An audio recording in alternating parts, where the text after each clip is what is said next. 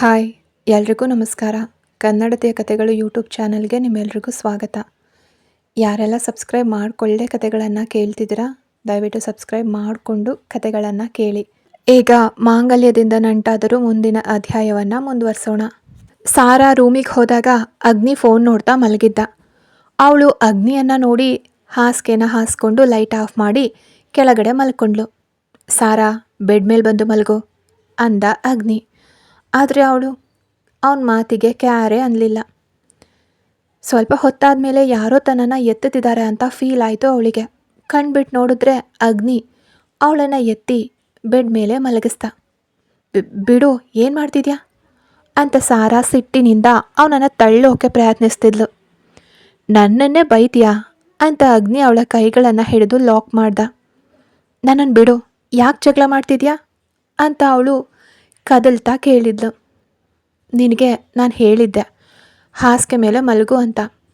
ಇವತ್ತು ನೀನು ಇಲ್ಲೇ ಮಲಗಬೇಕು ಅಂದ ಅಗ್ನಿ. ಇಲ್ಲ, ನಾನು ಕೆಳಗಡೆನೇ ಮಲಗ್ತೀನಿ. ನಾನೇನು ನಿನಗೆ ಡಿಸ್ಟರ್ಬ್ ಮಾಡಲ್ಲ ತಾನೆ, ಮತ್ತ್ಯಾಕೆ ಅನ್ಲು ಸಾರಾ.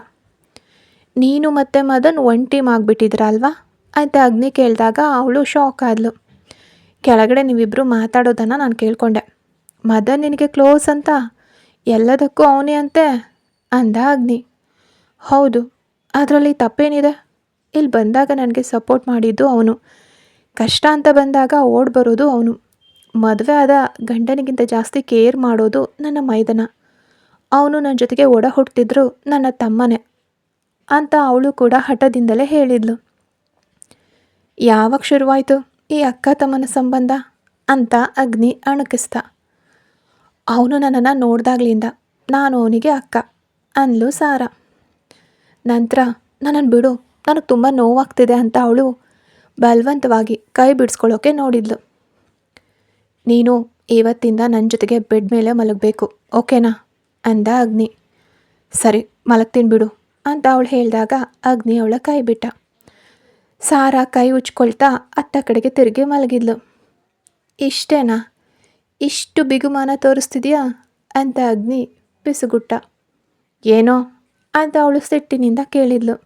ಏನಿಲ್ಲ, ನಾನು ಹತ್ತಿರ ಬಂದರೆ ಎಲ್ಲ ಸರಿ ಹೋಗುತ್ತೆ ಅಂತ ಅಂದಿದ್ದು ಅಂತ ಅಗ್ನಿ ನಕ್ಕ. ನೀನು ಹತ್ತಿರ ಬಂದರೆ ನನಗೇನು ಫೀಲಿಂಗ್ಸ್ ಇಲ್ಲ, ಕೈ ನೋವಾಯಿತು ಅಂತ ಅಷ್ಟೇ ಮಲಗಿದ್ದು, ನಿನಗೆ ಹೆದರ್ಕೊಂಡಲ್ಲ ಅಂತ ಅವಳು ತಿರುಗಿ ಮಲ್ಕೊಂಡ್ಳು. ಕೆಲವೇ ಕ್ಷಣಗಳಲ್ಲಿ ಅವಳ ಹೊಟ್ಟೆ ಮೇಲೆ ಯಾರೋ ಕೈ ಹಾಕಿದಂತಾಯಿತು. ಅವಳು ತಿರುಗಿ ನೋಡಿದ್ರೆ ಅಗ್ನಿ ಅವಳನ್ನು ಕುತ್ತಿಗೆ ಬಳಿ ಮುಖ ಸೇರಿಸಿದ್ದ. ಉಸಿರು ಬಿಗಿ ಹಿಡ್ಕೊಂಡ್ಳು ಅವಳು. ನಿನಗೆ ನನ್ನ ಮೇಲೆ ನಿಜವಾಗ್ಲೂ ಫೀಲಿಂಗ್ಸ್ ಇಲ್ವಾ ಅಂತ ಅಗ್ನಿ ಅವಳ ಕಿವಿಯಲ್ಲಿ ಕೇಳ್ದ. ಇಲ್ಲ ಅಂತ ಹಠದಿಂದಲೇ ಹೇಳಿದ್ಲು. ಅವನು ಅವಳನ್ನು ತನ್ನ ಕಡೆಗೆ ಎಳ್ಕೊಂಡ. ಅವಳು ಅವನ ಎದೆಗೆ ತಾಗಿದ್ಲು. ಅವನು ಅವಳ ಕೆನ್ನೆ ಮತ್ತು ಕುತ್ತಿಗೆಗೆ ಮುತ್ತಿಟ್ಟ. ಬಿಡು ಅಂತ ಅವಳು ಕದಲ್ತಾ ಹೇಳಿದ್ಲು. ನಿನಗೆ ಫೀಲಿಂಗ್ಸ್ ಇದೆಯೋ ಇಲ್ವೋ ಅಂತ ಈಗಲೇ ತೋರಿಸ್ತೀನಿ ಅಂತ ಅಗ್ನಿ ಅವಳ ಮೇಲೆ ಮಲಗ್ದ. ಅವಳು ಅವನನ್ನು ತಳ್ಳೋಕೆ ನೋಡಿದ್ಲು. ಆದರೆ ಅಗ್ನಿ ಅವಳ ಕುತ್ತಿಗೆಯಲ್ಲಿ ಮುಖ ಹೂತಿದ್ದ. ಅಗ್ನಿ ಅವಳ ಕುತ್ತಿಗೆ ಬಳಿ ಮುಖ ಸೇರಿಸಿದಾಗ ಸಾರಾ ಅವನ ಬೆನ್ನಿನ ಮೇಲೆ ಒತ್ತಿ ಹಿಡಿದು ಇನ್ನೊಂದು ಕೈಯಿಂದ ಅವನನ್ನು ತಳ್ಳೋಕೆ ಪ್ರಯತ್ನಿಸಿದ್ಲು.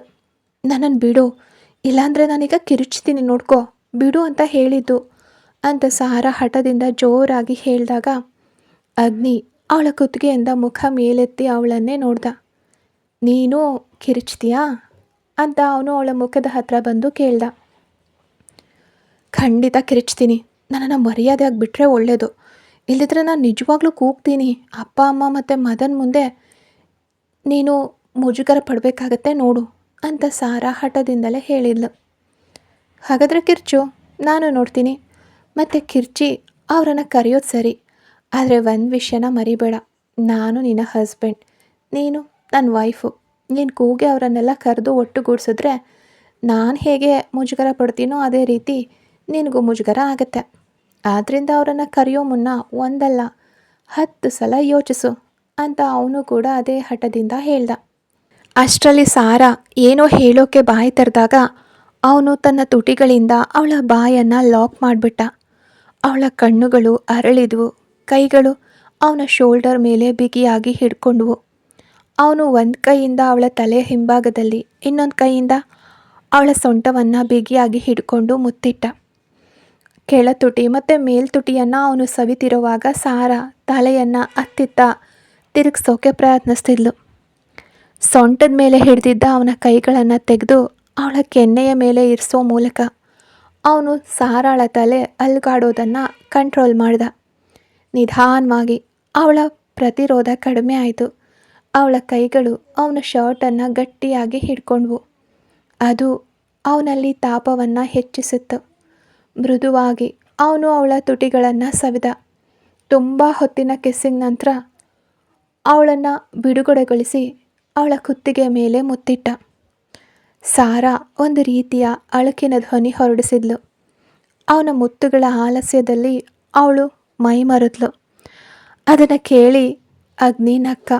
ಅವನು ನಗ್ತಾ ಇರೋದನ್ನು ಕೇಳಿ ಸಾರಾ ಕಣ್ಣು ತೆರೆದು ಅವನನ್ನೇ ನೋಡಿದ್ಲು. ಯಾಕೆ ಶಬ್ದ ಮಾಡ್ತಿದ್ಯಾ? ನಿನಗೆ ಫೀಲಿಂಗ್ಸ್ ಇಲ್ವಲ್ಲ ನನ್ನ ಮೇಲೆ ಯಾವುದೇ ಫೀಲಿಂಗ್ಸ್ ಇಲ್ಲದೆ ಇರೋಳಿಗೆ ನಾನು ಮುಟ್ಟಿದ್ರು ಕಿಸ್ ಮಾಡಿದ್ರು ಏನು ಅನ್ನಿಸ್ಬಾರ್ದು ಅಲ್ವಾ ಅಂತ ಅವನು ತಮಾಷೆಯ ನಗುವಿನೊಂದಿಗೆ ಹೇಳಿದಾಗ ಸಾರಾ ಸಿಟ್ಟಿನಿಂದಲೇ ಅವನನ್ನು ನೋಡಿದ್ಲು. ಏನು ಹೇಳೋಕ್ಕಿಲ್ವಾ ಅಂದ ಅಗ್ನಿ. ಬಲವಂತವಾಗಿ ಕಿಸ್ ಮಾಡೋದು ಅಷ್ಟು ಒಳ್ಳೆಯದಲ್ಲ. ಕುತ್ತಿಗೆಗೆ ತಾಳಿ ಕಟ್ಟಿದೆಯಾ ಅಂದ ಮಾತ್ರಕ್ಕೆ ಪವರ್ ತೋರ್ಸೋಕೆ ಹೋಗಬೇಡ ಅನ್ಲು ಸಾರಾ ಕೋಪದಿಂದ. ನಾನು ಪವರ್ ತೋರಿಸ್ತೀನಿ, ಬೇಕಿದ್ರೆ ನೀನು ಸಹಿಸ್ಕೊ, ಇಲ್ದಿದ್ರೆ ಡಿವೋರ್ಸ್ ತೊಗೊಂಡು ಹೋಗು. ನನ್ನ ಜೊತೆಗೆ ಈ ರೂಮ್ನಲ್ಲಿ ಇರೋವಷ್ಟು ದಿನ ನಾನು ಕಿಸ್ ಮಾಡ್ತೀನಿ, ಮುಟ್ತೀನಿ, ಹಿಡ್ಕೋತೀನಿ ಕೆಲವೊಮ್ಮೆ ಅಂತ ಅವನು ಅವಳನ್ನು ತಲೆಯಿಂದ ಕಾಲಿನವರೆಗೆ ನೋಡಿ ತನ್ನ ಗಡ್ಡನ ಸವರ್ಕೊಂಡ. ಕೆಲವೊಮ್ಮೆ ಏನು ಅಂತ ಸಾರಾ ಸಿಟ್ಟಿನಿಂದ ಕೇಳಿದ್ಲು. ಅದನ್ನೆಲ್ಲ ಈಗಲೇ ಹೇಗೆ ಹೇಳಿ ಅಂತ ಅವನು ತಮಾಷೆಯಾಗಿ ನಕ್ಕ. ಛೆ, ಹಾಗಂತ ಇಲ್ಲಿಗೆ ಬಾ ನೋಡುವಂತೆ, ನಾನೇನು ಹಾಗೆ ನಿಂತ್ಕೊಳ್ತೀನ ಅಂತ ಸಾರಾ ಅಣುಕಿಸಿದ್ಲು. ನಿಂತ್ಕೋಬೇಡ, ಮಲ್ಕೋ ಸಾಕು ಅಂತ ಅವನು ನಗ್ತಾ ಹೇಳಿದಾಗ ಸಾರಾಗೆ ಒಂದು ರೀತಿ ಮುಜುಗರ ಆಯಿತು. ಹೇ, ಸುಮ್ಮನೆ ಮಲ್ಕೋ, ಇಲ್ದಿದ್ರೆ ನಾನು ರೂಮಿನಿಂದ ಹೊರಗಡೆ ಹೋಗ್ಬಿಡ್ತೀನಿ ಅಂತ ಸಾರಾ ಸಿಟ್ಟಿನಿಂದ ಬೆರಳು ತೋರಿಸಿ ಹೇಳಿದ್ಲು. ಅಗ್ನಿ ನಗ್ತಾ ಅವಳ ಬೆರಳನ್ನು ಹಿಡಿದು ಕೆಳಕ್ಕೆ ಇಳಿಸ್ದ. ನಿನಗಿಂತ 4 ವರ್ಷ ದೊಡ್ಡವ ನಾನು, ಎರಡಸ್ ಮುಂದೆ ಬೆರಳು ತೋರಿಸಿ ಮಾತಾಡಬಾರ್ದು ಅಂತ ಹೇಳ್ದ ಅಗ್ನಿ. ಸಾರಾ ಅವನನ್ನು ನೋಡಿ ಮುಖ ತಿರುಗಿಸಿ ಮಲಗಿದ್ಲು. ಅಗ್ನಿ ನಗ್ತಾ ಲೈಟ್ ಆಫ್ ಮಾಡಿ ಮಲ್ಕೊಂಡ. ಮಾರನೇ ದಿನ ಅಗ್ನಿ ಸ್ನಾನ ಮುಗಿಸಿ ಡ್ರೆಸ್ ಮಾಡ್ಕೊಳ್ತಿರುವಾಗ ಸಾರಾ ಸ್ನಾನ ಮುಗಿಸಿ ಹೊರಗಡೆ ಬಂದ್ಲು ಬಾತ್ರೂಮಿಂದ. ಹಳದಿ ಬಣ್ಣದ ಟಾಪ್ ಮತ್ತು ಲೆಗ್ಗಿಂಗ್ಸ್ ಹಾಕಿದ್ಲು ಅವಳು ಟವಲ್ನಿಂದ ತಲೆ ಒರೆಸ್ಕೊಂಡು ಕನ್ನಡಿಯ ಮುಂದೆ ನಿಂತಾಗ ಅವನಿಗೆ ಅವಳ ಜೊತೆಗೆ ತುಂಟಾಟ ಮಾಡಬೇಕು ಅನ್ನಿಸ್ತು. ಅವನು ನೇರವಾಗಿ ಅವಳ ಮುಂದೆ ಬಂದು ನಿಂತು ಕನ್ನಡಿ ಮರೆ ಮಾಡಿ ತಲೆ ಬಾಚ್ಕೊಳ್ಳೋಕ್ಕೆ ಶುರು ಮಾಡ್ದ. ಛೀ ಅಂತ ಸಾರಾ ಹೇಳ್ತಾ ಅವನ ಪಕ್ಕದಲ್ಲಿ ಕನ್ನಡಿಯತ್ತ ನೋಡೋಕ್ಕೆ ಪ್ರಯತ್ನಿಸ್ತಿದ್ದಾಗ ಅವಳು ನೋಡಿರೋ ದಿಕ್ಕಿಗೆ ಇವನು ಕೂಡ ಹೋಗ್ತಿದ್ದ. ಅವಳು ಮುಖ ಸಿಂಡರಿಸ್ಕೊಂಡು ಇತ್ತ ನೋಡಿದ್ರೆ ಅವನು ಕೂಡ ಇತ್ತ ಕಡೆಗೆ ಹೋದ. ಅಗ್ನಿ ಅಂತ ಸಾರಾ ಸಿಟ್ಟಿನಿಂದ ಕರೆದ್ಲು. ಆದರೆ ಅಗ್ನಿ ಏನೂ ಕೇಳಿಸ್ಕೊಳ್ಳದಂತೆ ಮತ್ತೆ ತಲೆ ಚಾಚಿ ಮೀಸೆ ಮತ್ತು ಗಡ್ಡವನ್ನು ಸರಿಪಡಿಸೋಕೆ ಶುರು ಮಾಡ್ದ. ಅಗ್ನಿ, ನೀನು ರೆಡಿ ಆಗಿದೆಯಲ್ವಾ? ಮತ್ತ್ಯಾಕೆ ಜಗಳಕ್ಕೆ ನಿಂತಿದ್ಯಾ? ಆಚೆಗೆ ಹೋಗು ಇಲ್ಲಿಂದ ಅಂತ ಸಾರಾ ಅವನ ಶರ್ಟ್ ಹಿಡಿದು ಹಿಂದಕ್ಕೆ ಎಳೆದು ಮುಂದೆ ಬಂದು ಕನ್ನಡಿಯ ಮುಂದೆ ರೆಡಿ ಆಗೋಕೆ ಶುರು ಮಾಡಿದ್ಲು. ತಕ್ಷಣವೇ ಅಗ್ನಿ ಸಾರಾ ಸೊಂಟದ ಸುತ್ತ ಕೈ ಹಾಕಿ ಅವಳ ಕುತ್ತಿಗೆಯ ಬಳಿ ಮುಖ ಸೇರಿಸ್ದ. ಏನು ಮಾಡ್ತಿದ್ಯಾ ಅಂತ ಸಾರಾ ಅವನ ಕೈ ಬಿಡಿಸೋಕೆ ಪ್ರಯತ್ನಿಸಿದ್ಲು. ಎಷ್ಟು ಒಳ್ಳೆ ಸುವಾಸನೆ ಸಾರಾ ನಿಂದು, ಚಾಕ್ಲೇಟ್ ಸ್ಮೆಲ್ ಬರ್ತಿದೆ, ಏನು ಹಚ್ಚಿದ್ಯಾ ಅಂತ ಅವನು ಸಂಶಯದಿಂದ ಕೇಳ್ದ. ಸಾರಾ ಏನೂ ಮಾತಾಡಲಿಲ್ಲ. ಯಾವ ಕ್ರೀಮ್ ಇದು ಅಂತ ಅವನು ನಗ್ತಾ ಅವಳ ಕುತ್ತಿಗೆ ಮೇಲೆ ಗಡ್ಡ ಉಜ್ಜಿ ಕೇಳ್ದ. ಸಾರಾ ಹಚ್ಚೋ ಕ್ರೀಮನ್ನು ಕೈಯಲ್ಲಿ ತೋರಿಸಿದ್ಲು. ಅವನು ಒಂದು ಕೈಯಿಂದ ಅದನ್ನು ತೆಗೆದು ನೋಡ್ದ. ಅದು ಕೋಕೋವಾ ಕ್ರೀಮ್ ಆಗಿತ್ತು. ಇದನ್ನೇನಾ ನೀನು ಪ್ರತಿದಿನ ಬಾಡಿಗೆ ಹಚ್ಚೋದು? ಅವನು ಸಂಶಯದಿಂದ ಕೇಳಿದಾಗ ಸಾರಾ ಹೌದು ಅಂತ ತಲೆ ಅಲ್ಗಾಡ್ಸಿದ್ಲು. ಈ ಕ್ರೀಮ್ನ ಸ್ಮೆಲ್ ನಿನ್ನ ಬೆವರಿನ ಸ್ಮೆಲ್ ಎರಡೂ ಸೇರಿದ್ರೆ ತಲೆ ತಿರುಗಿಸುವಂತಹ ಮತ್ತು ಬರೋ ಸುವಾಸನೆ ಬರುತ್ತೆ ಅಂತ ಅಗ್ನಿ ಕುಚೇಷ್ಟೆಯ ನಗುವಿನೊಂದಿಗೆ ಹೇಳ್ದ. ಅವನ ಮಾತನ್ನು ಕೇಳಿದ ಸಾರಾ ಹಾರ್ಟ್ ಬೀಟ್ ಜಾಸ್ತಿ ಆಯಿತು. ಅವಳ ಮುಖದ ಮೇಲೆ ಬೆವರಿನ ಹನಿಗಳು ಕಾಣಿಸ್ಕೊಂಡ್ವು. ಅವನು ಅವಳ ಸೊಂಟವನ್ನು ಹಿಡಿದು ತನ್ನ ಕಡೆಗೆ ತಿರುಗಿಸ್ದ. ಫೀಲಿಂಗ್ಸ್ ಇಲ್ಲದೆ ಇರೋಳಿಗೆ ಯಾಕೆ ನನ್ನ ಮಾತುಗಳಿಗೆ ಬೆವರು ಬರ್ತಿದೆ ಅಂತ ನಗ್ತಾ ಕೇಳ್ದ ಅಗ್ನಿ. ಬಿಡು, ನಾನು ರೆಡಿ ಆಗಬೇಕು ಅಂತ ಸಾರಾ ಅವನ ಕೈಯಿಂದ ಬಿಡಿಸ್ಕೊಳ್ಳೋಕೆ ಪ್ರಯತ್ನಿಸ್ತಾ ಹೇಳಿದ್ಲು. ನನ್ನ ಮಾತುಗಳಿಗೆ ಹೀಗೆ ಬೆವರು ಬರ್ತಿದ್ರೆ ಹೇಗೆ ಸಾರಾ ಅಂತ ನಗ್ತಾ ಕೇಳ್ದ ಅಗ್ನಿ. ಅಗ್ನಿ, ಯಾಕೆ ನನ್ನ ಹತ್ರ ಹೀಗೆಲ್ಲ ಮಾತಾಡ್ತಿದ್ಯಾ? ನಾನು ಯಾರು ನಿನಗೆ ಅಂತ ಸಾರಾ ಸಂಶಯದಿಂದ ಕೇಳಿದ್ಲು. ನೀನು ನನಗೆ ಯಾರು ಅಂತ ನಾನು ಹೇಳಬೇಕಾ ಅಂದ ಅಗ್ನಿ. ಯಾವಾಗಲಿಂದ ನಿನಗೆ ನನ್ನ ಮೇಲೆ ಅಂತಹ ಸಂಬಂಧ ಶುರುವಾಯಿತು? ಸಾರಿ ಅಗ್ನಿ, ನಿನ್ನ ಈ ಅನಿರೀಕ್ಷಿತ ಪ್ರೀತಿಯನ್ನು ಸ್ವೀಕರಿಸೋಕೆ ನಂಗೆ ಕಷ್ಟ ಆಗ್ತದೆ. ಮತ್ತು ನೀನು ನನಗೆ ಕಿಸ್ ಮಾಡಿದಾಗ ನಾನು ವಿರೋಧಿಸಲಿಲ್ಲ ಅಂದರೆ ನನ್ನ ಮನಸ್ಸಿನಲ್ಲಿ ನಿನ್ನ ಮೇಲೆ ಅಂದಿನಿಂದ ಇಂದಿನವರೆಗೂ ಇಷ್ಟ ಇದೆ ಅಂತ ಅರ್ಥ. ಆದರೆ ನೀನು ಬೇರೆ ಹುಡುಗಿನ ಪ್ರೀತಿಸಿದ್ದೆ ಅಲ್ವಾ? ಅದಕ್ಕೆ ತಾನೇ ನೀನು ಇಲ್ಲಿವರೆಗೂ ನನ್ನನ್ನು ಸ್ವೀಕರಿಸಲಿಲ್ಲ. ಆ ಹುಡುಗಿನ ಸಡನ್ನಾಗಿ ಮರೆತುಬಿಟ್ಯಾ ಈಗ ಅಂತ ಸಾರಾ ಅವನ ಕಣ್ಣುಗಳತ್ತ ನೋಡಿ ಕೇಳಿದಾಗ ಅವನು ದಿಢೀರನೆ ಕಂಗೆಟ್ಟು ಹೋದ. ಏನು ಹೇಳಬೇಕು ಅಂತ ತಿಳಿದೇ ನಿಂತುಬಿಟ್ಟ. ನೀನು ನನ್ನನ್ನು ಪ್ರೀತಿಸ್ತಿದೆಯೋ ಅಥವಾ ಆ ಹುಡುಗಿನ ಪ್ರೀತಿಸ್ತಿದೆಯೋ? ಯಾವುದು ಆತ್ಮಾರ್ಥವಾದ ಪ್ರೀತಿ? ಸಾರಾ ಕೇಳಿದಾಗ ಅವಳ ಮೇಲಿನ ಅವನ ಹಿಡಿತ ಸಡಿಲವಾಯಿತು. ಅವನು ಏನು ಮಾತಾಡದೆ ಅಲ್ಲಿಂದ ಹೊರ ನಡೆದಾಗ ಸಾರಾ ಕಣ್ಣಲ್ಲಿ ನೀರು ತುಂಬಿತ್ತು. ಕೇಳಬಾರ್ದಿತ್ತು ನಾನು ಅಂತ ಅನ್ನಿಸ್ತು ಅವಳಿಗೆ. ಅವನು ಏನಾದರೂ ಉತ್ತರ ಕೊಡ್ತಾನೆ ಅಂತ ಅವಳು ಭಾವಿಸಿದ್ಲು. ನಂತರ ಅವಳು ಕೂಡ ರೆಡಿಯಾಗಿ ಕೆಳಗಡೆಗೆ ಬಂದಾಗ ಎಲ್ಲರೂ ಊಟಕ್ಕೆ ಡೈನಿಂಗ್ ಟೇಬಲಲ್ಲಿ ಕೂತಿದ್ರು. ಬಾಮ ಸಾರಾ, ಬಾ ಕೂತ್ಕೋ ಅಂತ ರಾಧಾ ಅವರು ಕರೆದಾಗ ಸಾರಾ ಅಗ್ನಿಯ ಮುಂದೆ ಬಂದು ಕೂತ್ಕೊಂಡ್ಳು. ಅವನು ಅವಳನ್ನು ನೋಡದೆ ಊಟ ಮಾಡೋಕ್ಕೆ ಶುರು ಮಾಡ್ದ. ಅದಕ್ಕೆ ಆಫೀಸಿಗೆ ನಾನ್ ಡ್ರಾಪ್ ಮಾಡಲಾ ಅಂತ ಊಟ ಮಾಡ್ತಿದ್ದ ಮದನ್ ಸಾರಾ ಕಡೆಗೆ ನೋಡಿ ಕೇಳ್ದ. ಆಗಲೇ ಸಾರಾ ಅಗ್ನಿಯ ಮುಖದಿಂದ ಕಣ್ಣು ತೆಗೆದಿದ್ದು. ಯಾಕೆ, ಅಗ್ನಿ ಕೂಡ ಆಫೀಸಿಗೆ ಹೋಗ್ತಿದ್ದಾನಲ್ವಾ? ಅವಳು ಅಗ್ನಿ ಜೊತೆಗೆ ಹೋಗ್ತಾಳೆ, ಇಬ್ಬರು ಒಂದೇ ಕಡೆ ಹೋಗೋರಲ್ವಾ ಅಂತ ಅಗ್ನಿ ಅಪ್ಪ ಮಗನನ್ನು ನೋಡಿ ಹೇಳಿದರು. ಅಲ್ಲ, ಅವರಿಬ್ಬರು ಯಾವಾಗಲೂ ನಾಯಿ ಬೆಕ್ಕಿನ ಥರ ಜಗಳ ಆಡ್ತಾರೆ. ಆಫೀಸಿಗೆ ಹೋಗೋಷ್ಟರಲ್ಲಿ ಸಮಾಧಾನವಾಗಿ ಇರ್ತಾರೋ ಇಲ್ವೋ ಅಂತ ಡೌಟು, ಅದಕ್ಕೆ ಕೇಳಿದೆ ಅಂದ ಮದನ್. ನನ್ನ ವೈಫ್ನ ನಾನು ಕರ್ಕೊಂಡು ಹೋಗ್ತೀನಿ, ನೀನು ಸುಮ್ಮನೆ ಹೋಗಿ ಓದೋದು ನೋಡು ಅಂದ ಅಗ್ನಿ. ಸರಿ, ಹಾಗಾದರೆ ನನಗೆ 200 ರೂಪಾಯಿ ಕೊಡು ಅಂತ ಮದನ್ ನಗ್ತಾ ಕೈ ಚಾಚ್ದ. ಯಾಕೆ ಅಂತ ಅಗ್ನಿ ಸಿಟ್ಟಿನಿಂದ ಕೇಳ್ದ. ಅದೇ ನೋಡು ಅಣ್ಣನ ಪ್ರಾಬ್ಲಮ್ಮು. ನಾನು ಅದಕ್ಕೆ ನೋಡಿ ಏನೂ ಕೇಳೋದಿಲ್ಲ, ನಾನು ಯಾವಾಗ ದುಡ್ಡು ಕೇಳಿದ್ರೂ ಅದಕ್ಕೆ ಕೊಡ್ತಾರೆ ಅಂತ ಮದನ್ ಹೇಳಿದಾಗ ಅಗ್ನಿ ಹೌದಾ ಅನ್ನೋ ರೀತಿಯಲ್ಲಿ ಅವಳನ್ನು ನೋಡ್ದ. ಸಾರಾ ತಿರಸ್ಕಾರದಿಂದ ಮುಖ ತಿರುಗಿಸ್ಕೊಂಡ್ಳು. ನಿನ್ನ ಅಣುಕವನ್ನು ಆಮೇಲೆ ನೋಡ್ಕೋತೀನಿ ಸಾರಾ, ನೀನು ಆಫೀಸಿಗೆ ಬಾ.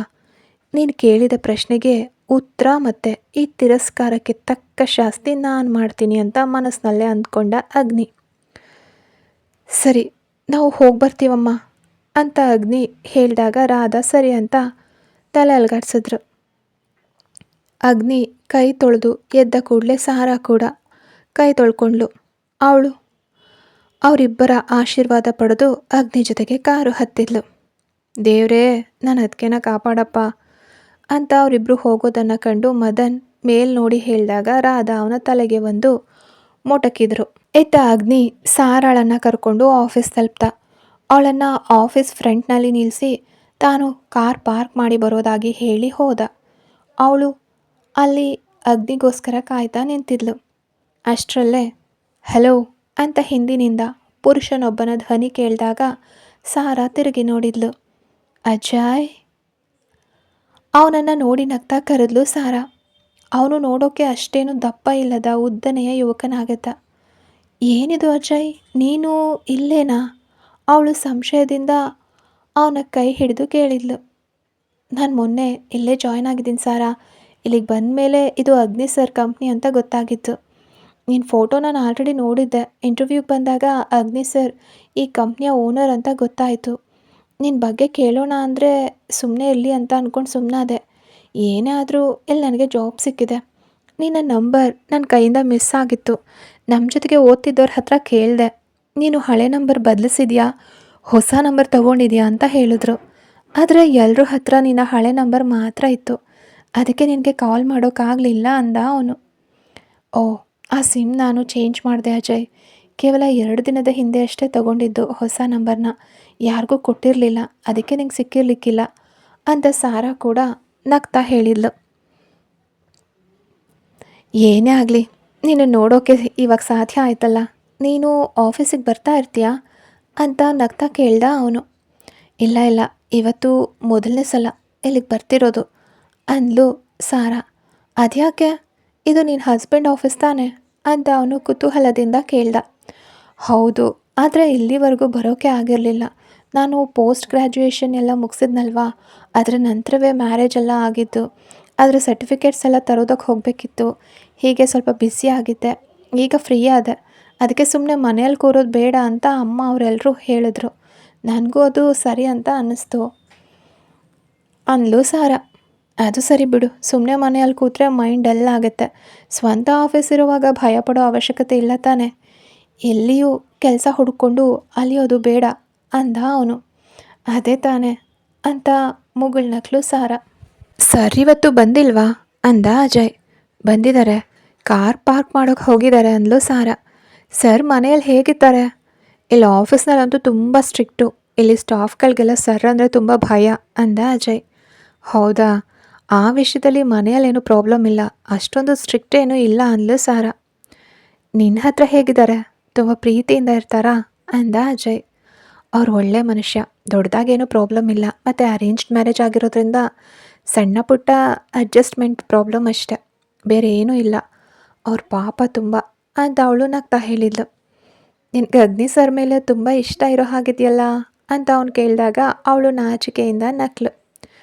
ಬಹುಶಃ ಸರ್ ಇಲ್ಲಿ ವರ್ಕೋಹಾಲಿಕ್ ಆಗಿರೋದ್ರಿಂದ ಆಗಿರಬಹುದು.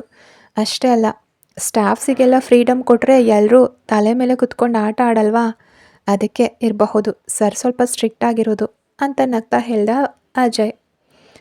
ಅವರಿಬ್ಬರು ಹಾಗೆ ಮಾತಾಡ್ತಾ ನಿಂತಿದ್ದಾಗ ಅಗ್ನಿ ಕಾರ್ ಪಾರ್ಕ್ ಮಾಡಿ ಅತ್ತ ಕಡೆ ಬರ್ತಿದ್ದ. ಸಾರಾ ಜೊತೆಗೆ ಮಾತಾಡ್ತಿದ್ದ ತನ್ನ ಸ್ಟಾಫ್ ಅಜಯ್ನನ್ನು ನೋಡಿದ ಅಗ್ನಿ ಸಂಶಯದಿಂದ ಇಬ್ಬರನ್ನು ನೋಡ್ದ.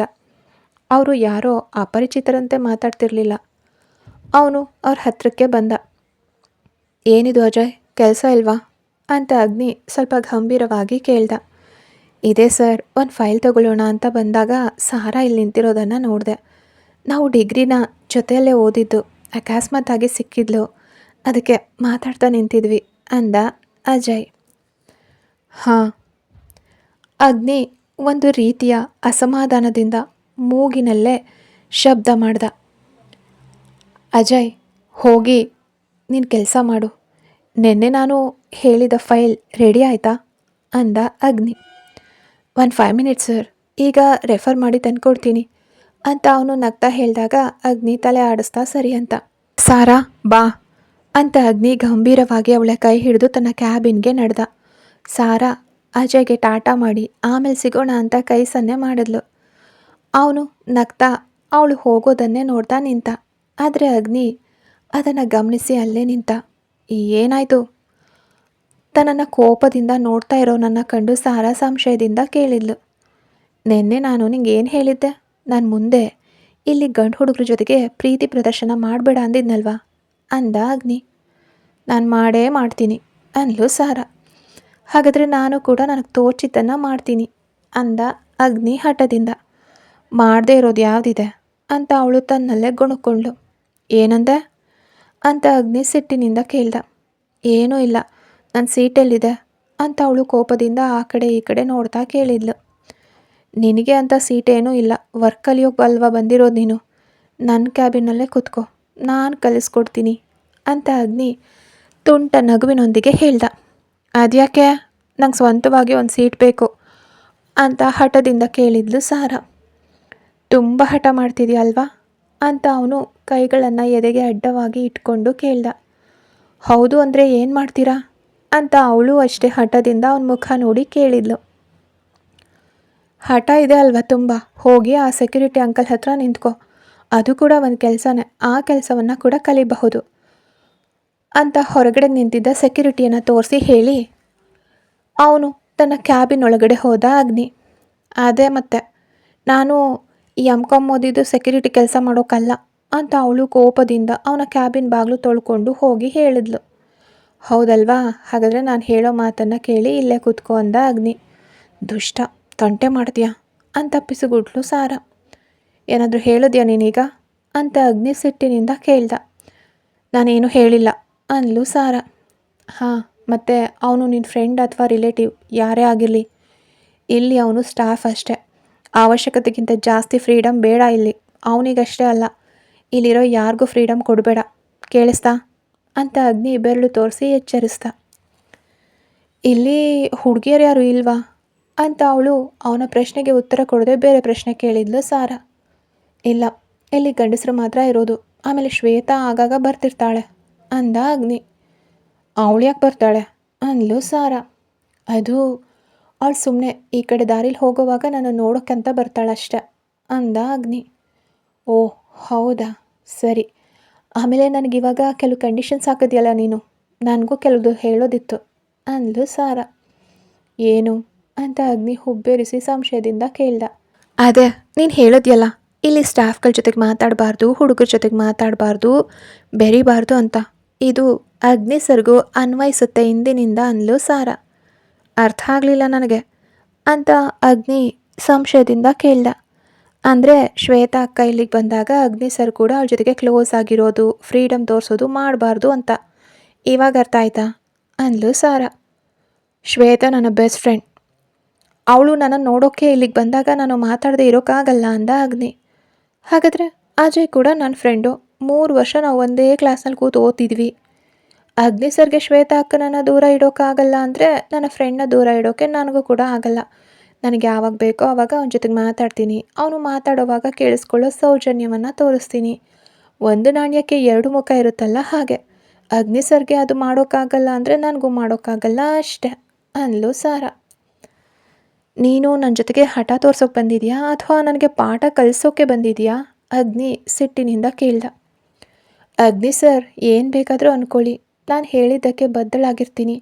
ನಾನು ಹೇಳೋದು ಅಗ್ನಿ ಸರ್ಗೆ ಕೇಳೋಕ್ಕಾಗತ್ತೆ ಅಂದರೆ ಅಗ್ನಿ ಸರ್ ಹೇಳೋದನ್ನು ನಾನು ಕೇಳ್ತೀನಿ. ಇಲ್ಲಾಂದರೆ ನನ್ನ ಫ್ರೀಡಮ್ ನನಗೆ ಬಿಟ್ಬಿಡಿ, ಸಾರಾ ಹಠದಿಂದಲೇ ಹೇಳಿದ್ಲು. ಸಾರಾ, ಹಠ ಮಾಡಬೇಡ, ನೀನು ನನ್ನ ವೈಫು. ನನ್ನ ಹಸ್ಬೆಂಡ್ ಥರ ವರ್ತಿಸೋಕೆ ಹೋಗಬೇಡ ಅಂದ ಅಗ್ನಿ. ಅದೇ, ವೈಫ್ ಅಂದರೆ ಹಸ್ಬೆಂಡ್ ಹೇಳೋದು ಮಾತ್ರ ಕೇಳಿಕೊಂಡು ತಲೆಬಾಗಿ ನಿಲ್ಲೋಳಲ್ಲ. ಹಾಗೇನಾದರೂ ಅಗ್ನಿ ಸರ್ ಮನಸ್ಸಲ್ಲಿದ್ದರೆ ಅದನ್ನು ಇವಾಗಲೇ ಮರೆತುಬಿಡಿ. ನನಗೆ ಅಂತ ಪರ್ಸ್ನಲ್ ಫ್ರೀಡಮ್ ಇದೆ. ಅಗ್ನಿ ಸರ್ ಈಗ ಹೇಳಿದ್ದು ಯಾವುದೋ 18 ವರ್ಷದ ಹುಡುಗಿರಿಗೆ ಹೇಳಿ ಸರ್, ಅವ್ರು ಕೇಳ್ತಾರೆ. ಆದರೆ ನಾನು 24 ವರ್ಷದ ಯುವತಿ. ನನಗೆ ಸರಿ ತಪ್ಪು ಎಲ್ಲ ಗೊತ್ತಿದೆ.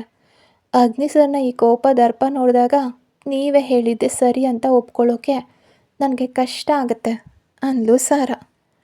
ಸಾರಾ ಅಂತ ಅಗ್ನಿ ಕೋಪದಿಂದ ಕರೆದ. ಹಳೆ ಕಾಲ ಅಲ್ಲ ಇದು ಅಗ್ನಿ ಸರ್, ಈಗ ಗಂಡ ಹೆಂಡತಿಗೆ ಸಮಾನತೆ ಇರೋ ಕಾಲ. ಅವಳು ಕೂಡ ಸಿಟ್ಟಿನಿಂದಲೇ ಹೇಳಿದ್ಲು. ಹೌದಾ, ನಿಜವಾಗ್ಲೂ ಗಂಡ ಹೆಂಡತಿಗೆ ಸಮಾನತೆ ಇದೆಯಾ? ನನ್ನ ಹತ್ರ ಈಕ್ವಾಲಿಟಿ ಪಾಠ ಕಲಿಯೋಕೆ ಬಂದಿದೆಯಾ? ಹೌದಾ? ಅವನು ಅವಳ ಹತ್ರಕ್ಕೆ ನಡೆದು ಬಂದು ತುಂಟ ನಗುವಿನೊಂದಿಗೆ ಕೇಳ್ದ ಅಗ್ನಿ. ಆದರೆ ನೀವ್ಯಾಕೆ ಇವಾಗ ಈ ರೀತಿ ಡೈರೆಕ್ಟಾಗಿ ಕ್ಯಾಬಿನ್ಗೆ ಎಂಟ್ರಿ ಕೊಡೋದು ಯಾಕೆ? ಇದು ಆಫೀಸ್ ಅಲ್ವಾ ಅಂತ ಸಾರಾ ಹಿಂದಕ್ಕೆ ನಡೀತಾ ಹೇಳಿದ್ಲು. ನಾನು ಮನೆಯಲ್ಲೇ ಹೇಳಿದ್ದೆ, ಎಲ್ಲೇ ಇದ್ದರೂ ನಿನಗೆ ಕೊಡಬೇಕಿರೋದು ನಾನು ಕೊಟ್ಟೇ ಕೊಡ್ತೀನಿ ಅಂತ.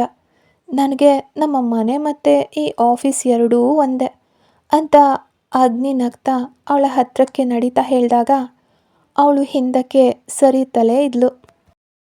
ಕತೆ ಮುಂದುವರಿಯುತ್ತೆ.